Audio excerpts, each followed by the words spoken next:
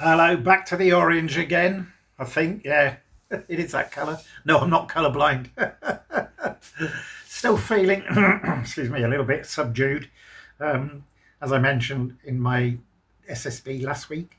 But I just feel an obligation to keep these going. Okay, so this week I want to talk about evidence-based change management. You know, change managers face a special challenge. It's difficult to become a successful change manager relying only on your personal experience.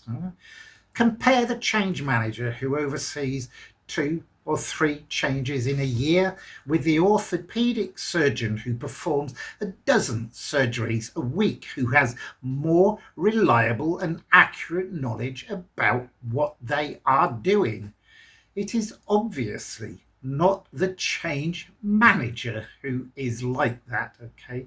The surgeon repeatedly performs a set of tasks that are informed by clinical guidelines and gets clear feedback on results by following up with the patient at hospital rounds or the next office visit.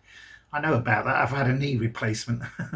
Repetition and regular feedback make it easier for the surgeon to learn from experience. Change managers have a tougher time, learning what works and what doesn't by relying on experience alone. I'm kind of digging a hole for myself there, aren't I? Because I've never been certified and all my stuff is based on experience. But never mind, we'll carry on.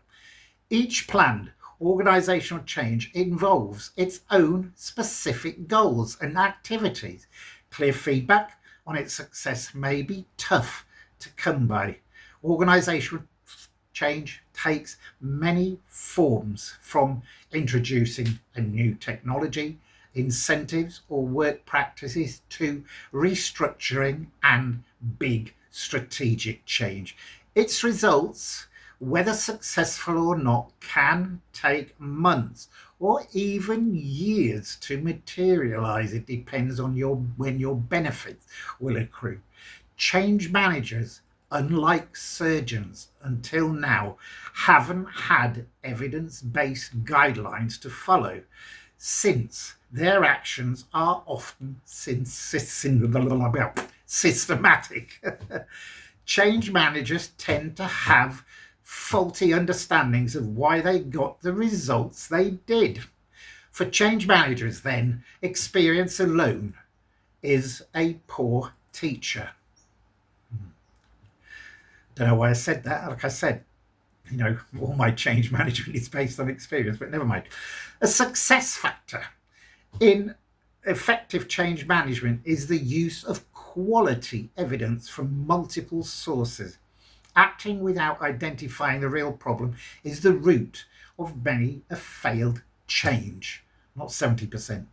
An evidence-based approach means considering several possible problem definitions and evaluating their plausibility by checking out scientific evidence, reviewing organizational data, consulting experienced practitioners, and gathering input from key stakeholders. By doing so, it makes it more likely you will identify a real problem in need of attention and develop appropriate solutions to match those problems. So let's have a look at the 4 sources of evidence, shall we? Okay, 4 steps help you obtain facts from multiple sources. 1. Organizational evidence. Facts about the organization, critical for diagnosis, planning and monitoring at all phases of the change, which means reliable, consistent and free from error and valid relevance to change. Numero 2, stakeholder evidence.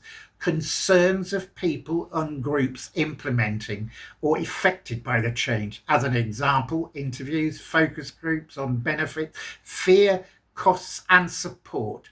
What this means is representativeness from repeated sampling and use of unbiased methods such as open-ended and non-leading questions. Numero 3, scientific evidence. Cumulative findings from scholarly research highlighting practices and interventions shown to be useful in change. This means consistent findings across a body of studies that assess the trustworthiness of findings, as well as systematic reviews and meta-analysis. Number 4, finally, professional judgment, insights from experts and others experienced with a specific problem or solution. So seek out those knowledgeable professionals with expertise relevant to your change.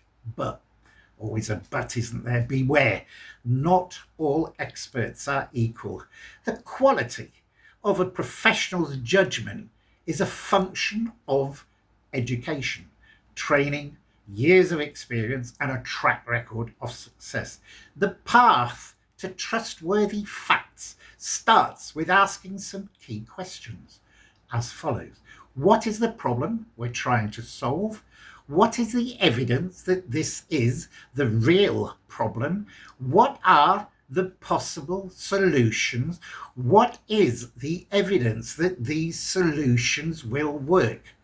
A change that's informed by trustworthy facts tends to make sense to change recipients, okay, and increase their commitment to the change.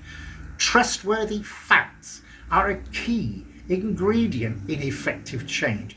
Employees tend to trust managers who will provide evidence for the decisions they make, and then using multiple sources, signals, and the care taken to make a good decision.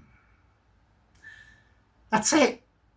How was it for you? Was that a bit of a short one? I'm not sure. Yeah, it was a bit of a short one, but it's an interesting one. Evidence-based change management. I'm sure a lot of people use evidence-based change management. They don't just go into change management on a whim and say, okay, let's go, without finding out what the problem is, etc. But it's well worth thinking about. Okay, so thanks again. Be back again, unfortunately, I hear you say, next week with something else that's on the agenda.